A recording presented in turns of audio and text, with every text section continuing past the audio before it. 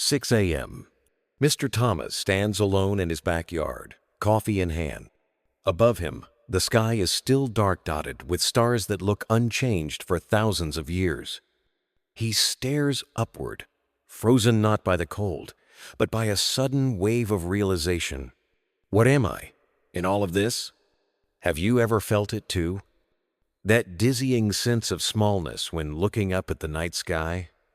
As if the universe is whispering something ancient, something we've long forgotten. Not fear, not loneliness, but a strange kind of awe. And then the questions come rushing in. Does this vastness have an edge, a start, an end? Or are we caught in something much larger than we've ever imagined? Buddhism has an answer. And it doesn't begin with clocks or calendars. It begins with a feather and a mountain. Imagine a massive mountain, solid granite, miles high, unbreakable. Now picture a tiny bird, no bigger than your hand. Every 100 years, it flies by and brushes that mountain with the tip of its wing, just once. No more, no less. The time it would take for that delicate feather to wear down that entire mountain to dust? That's what Buddhism calls one Kalpa. Let that sink in. We're not talking about centuries or millennia anymore. We're talking about cosmic time so vast, it makes the age of the pyramids feel like yesterday. In Buddhist texts like the Sayutta Nikaya, the Buddha used this image to stretch our minds, to remind us that reality is not confined to our wristwatches or phone alerts. And what's even more fascinating, modern science tells a similar story. Astrophysicists say the universe began 13.8 billion years ago. An explosion from a singular point, what we now call the Big Bang. Two perspectives, ancient and modern, both pointing to the same humbling truth. We are living in a reality far more immense than we can comprehend. But if time is that infinite, and the universe that old, what happens when it ends? And more importantly, where do we fit in when nothing seems to last? Stay with me. Part 1. The Vastness of Time and Impermanence. Her name was Elaine, 74 years old. She'd been a mother, a school teacher, and in her final years, a quiet gardener. One afternoon, as we sat in her sun-drenched porch, she held a lotus flower in her wrinkled hands. It had just started to bloom that morning. By night, it would begin to curl inward again. She said, almost in a whisper, "It reminds me of my life. It came so slowly, and then, somehow, it was gone." Have you ever watched something so beautiful, only to realize it couldn't last? A flower, a relationship, a moment of peace. It's painful, isn't it? This truth that nothing stays the same. In Buddhism, there's a word for this, impermanence. It's not just a concept, it's the heartbeat of existence. From the tiniest particle in your cells, vibrating and shifting, to entire galaxies, spinning, colliding, collapsing into silence. Everything is in motion. Everything arises and eventually fades away. The stars we see at night, many of them no longer exist. Their light is just arriving now long after they've burned out. A river never flows the same way twice. A breath once taken is gone forever. Your body, your mind, your emotions, they change from moment to moment. This is not something to fear. It's something to notice, to breathe with. Because here's the real question. In a world that never stays the same, how can we find peace? Elaine told me something else that day. When I was young, I tried to hold on to everything. My youth, my children, my routines. But life, it kept changing anyway. It always does. She smiled. But now, I don't grip so hard. I just let it be. That's where I found peace. Buddhism teaches us, suffering comes not from change, but from resisting change, trying to hold on to what's fading. or chasing what hasn't come. But when we soften our grip, when we allow things to arise and pass, when we ride the waves instead of fighting them, that's where stillness begins. Not outside, but within. So the next time life shifts unexpectedly, when someone leaves, or a chapter ends, pause, breathe, and ask yourself, can I be like the flower? Beautiful for a moment, then bowing gently to the change. Because sometimes the most powerful peace comes not from holding on, but from knowing when to let go. Part 2. The 4 stages the universe moves in cycles. It didn't begin with a bang. Not in the way we think. According to ancient Buddhist texts, the universe didn't simply start. It arose slowly, rhythmically, like a breath. Winds stirred in the great emptiness. Elements gathered. Light appeared. Not chaos, but pattern. A cycle. Have you ever noticed how nature breathes? The tide rises, then falls. The moon waxes, then wanes. You inhale, you exhale. Now zoom out. Imagine the entire universe doing the same. In Buddhism, the cosmos moves in 4 great stages: formation, duration, destruction, and emptiness. A cycle as natural as birth, life, death, and silence. Let's begin with formation. It's not a divine act, not a sudden spark. It's more like the morning mist, slowly lifting, revealing form. The world arises from conditions. When the right energies meet, matter takes shape. Galaxies are born, stars light up, life appears. Modern science calls it the Big Bang, but Buddhism sees it not as a beginning, just one breath of an endless rhythm. Then comes duration. This is the part we're in now.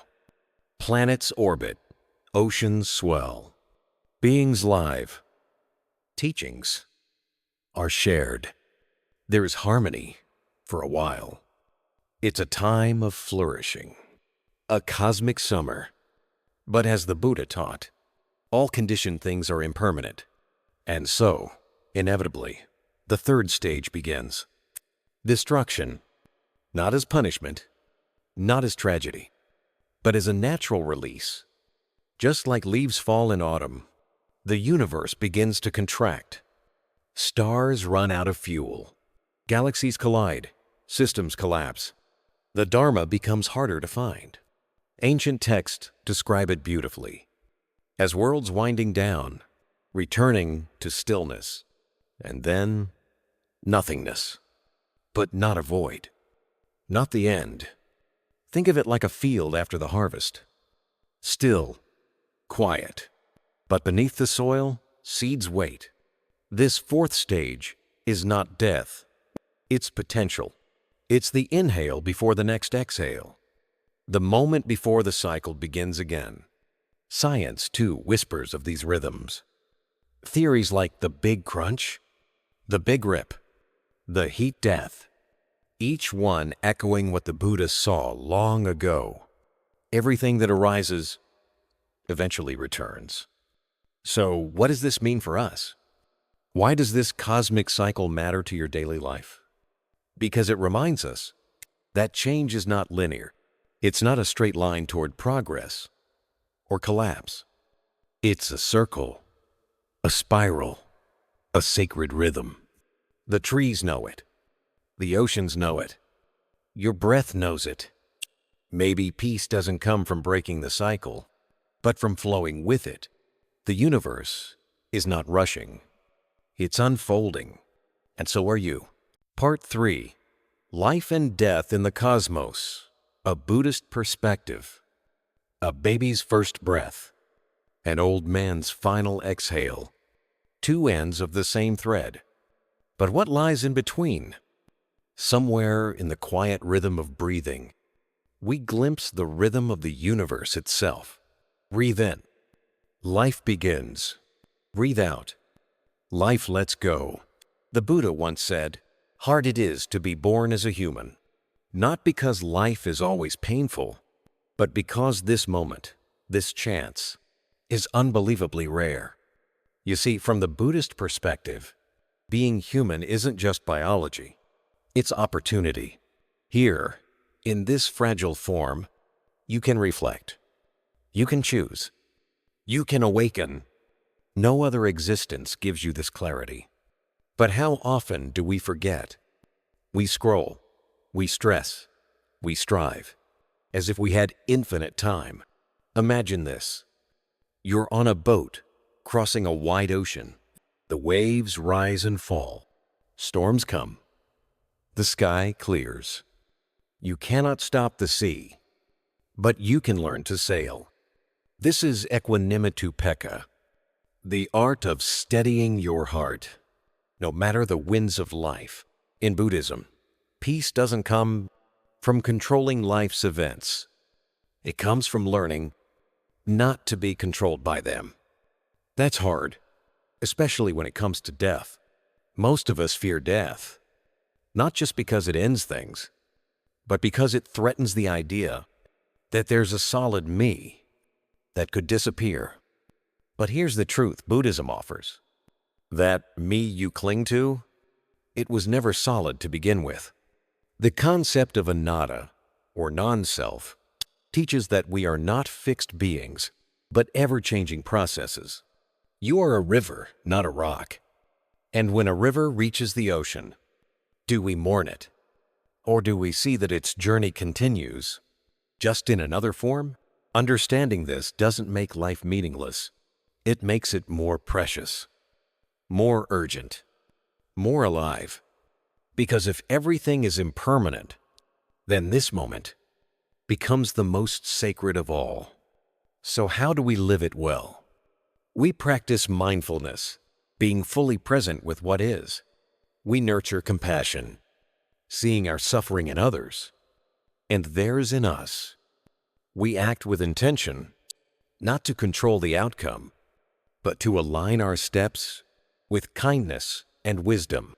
And when the end comes, we won't beg for more time. We'll simply whisper, I was here. I lived with heart. Because in a universe where even stars are born and die, to live even a single mindful day is already a miracle. Part 4. Finding meaning in a transient universe. The leaves fall. The wind shifts. The moment you try to hold on, it's already gone. We live in a world that keeps slipping through our fingers. Our jobs change.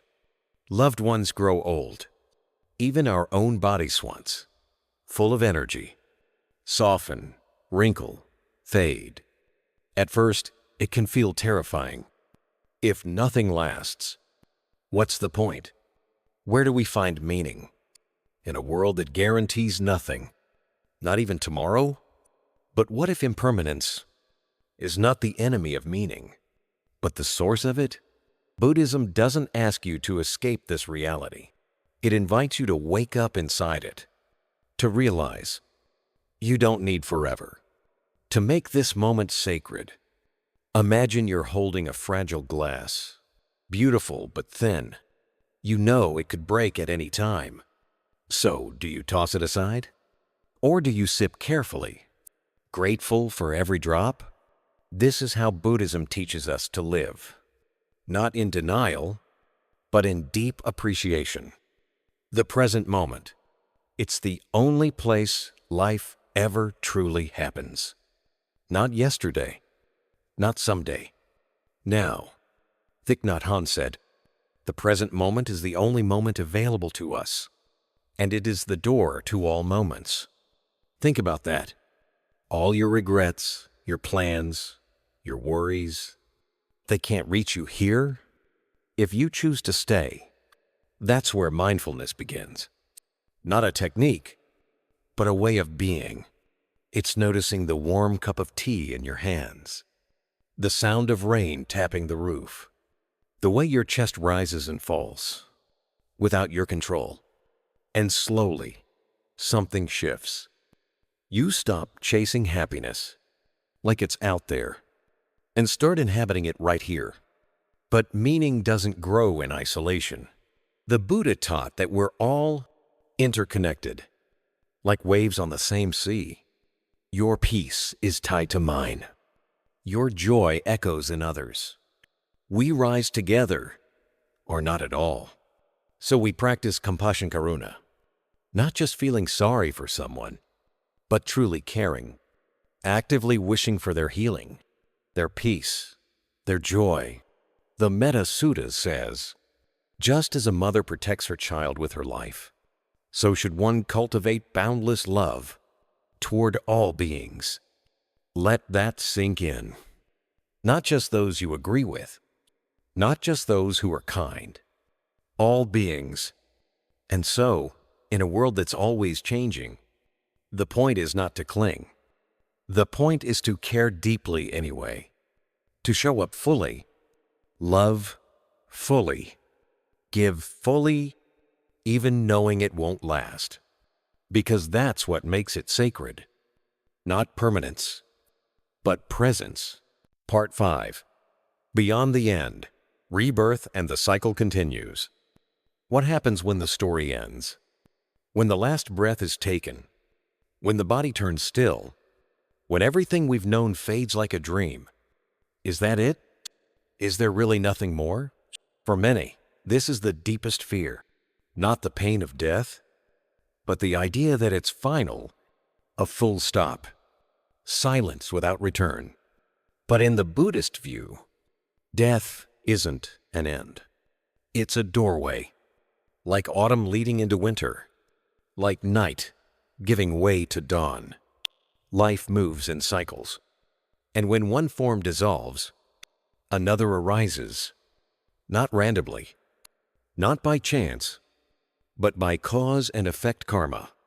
But let's be clear, rebirth is not reincarnation. Buddhism doesn't teach that a soul jumps from body to body unchanged.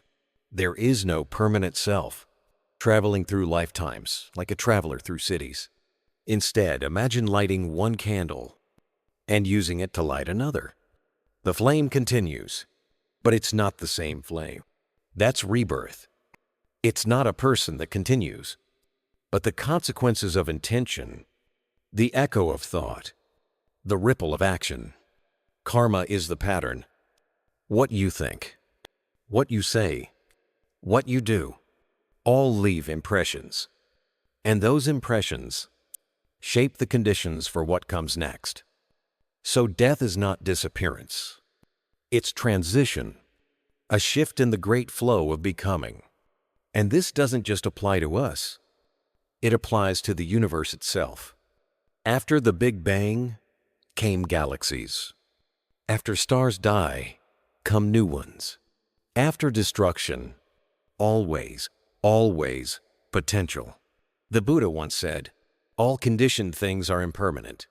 Strive with diligence. It was his final teaching, not a warning, but an invitation. Yes, everything changes.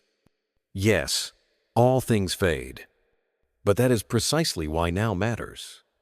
What we do now, how we love, how we live, how we treat ourselves and others, those are the seeds we leave behind. And whether they bloom in this life or the next, they will bloom. This understanding doesn't remove the mystery of death, but it removes the fear, because it reminds us we are not just a body, not just a single lifetime.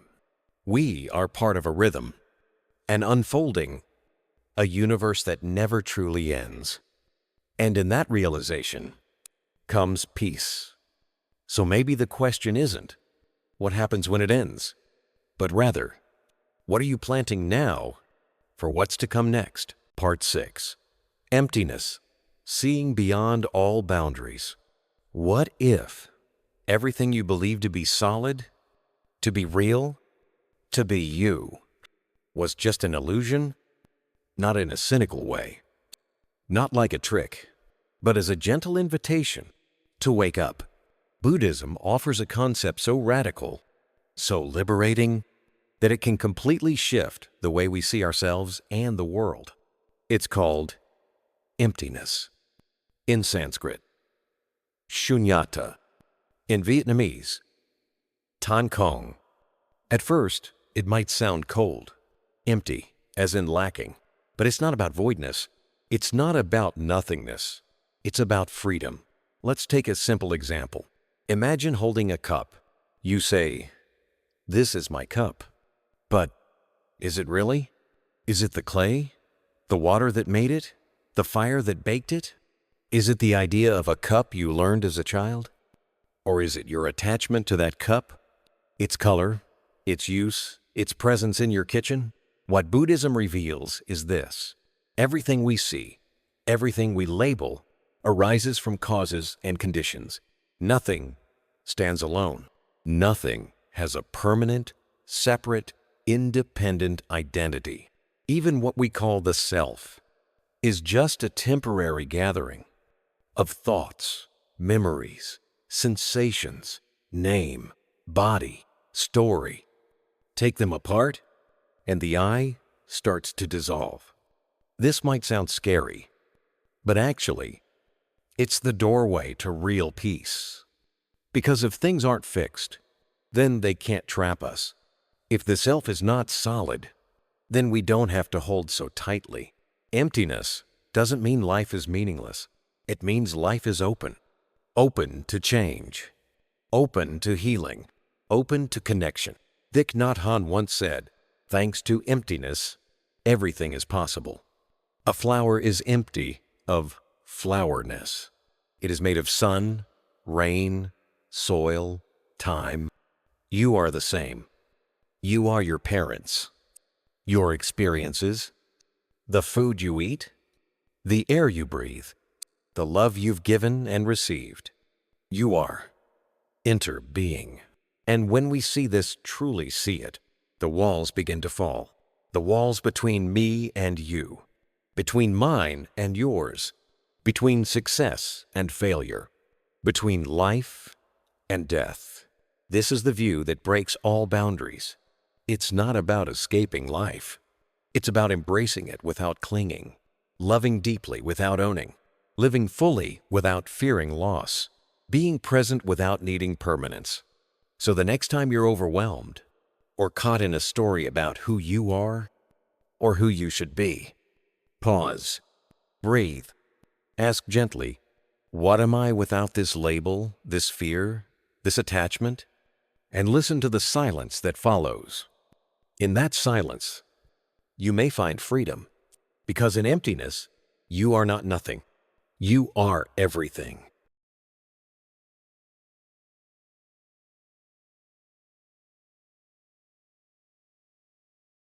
Conclusion.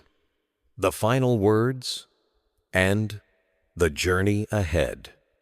The Buddha's final words weren't dramatic. They weren't grand. They were simple, soft, but they carry the weight of the universe. All conditioned things are impermanent. Strive diligently. Not strive for wealth, not strive for perfection, but strive to awaken. The cosmos may one day collapse into silence. Our bodies will one day return to dust. But the seed of wisdom, the spark of compassion, those don't vanish with the stars. They stay. They ripple. They continue. Through every moment we choose presence over distraction, kindness over judgment, stillness over noise. So the question isn't when the end will come. It's, what are we doing with the time we have right now? Are we rushing from task to task, forgetting to feel the sun on our skin? Are we clinging to stories of who we should be instead of simply being? Are we waiting for the perfect moment to love, to forgive, to pause, when maybe this breath is already enough? In Buddhism, awakening isn't reserved for saints or sages. It's available right here, right now, in the middle of your ordinary life, in the sound of your footsteps on the floor, in the silence between two heartbeats, in the look you give someone who's hurting, maybe even yourself. So today, may you live just a little slower. May you notice something beautiful you once missed. May you forgive just enough to let your heart breathe again. May you remember you're part of something vast. And yet, your smallest kindness matters. And if this message has stirred something in you, a memory, a question, a quiet tear, then maybe someone else you love needs to hear it too. You can share it, not as advice, but as an offering, like a candle passed from one hand to another. So we all remember, in this impermanent universe, there is still light. And in this very moment, you can be the one who keeps it burning. The universe may end, but your compassion never has to.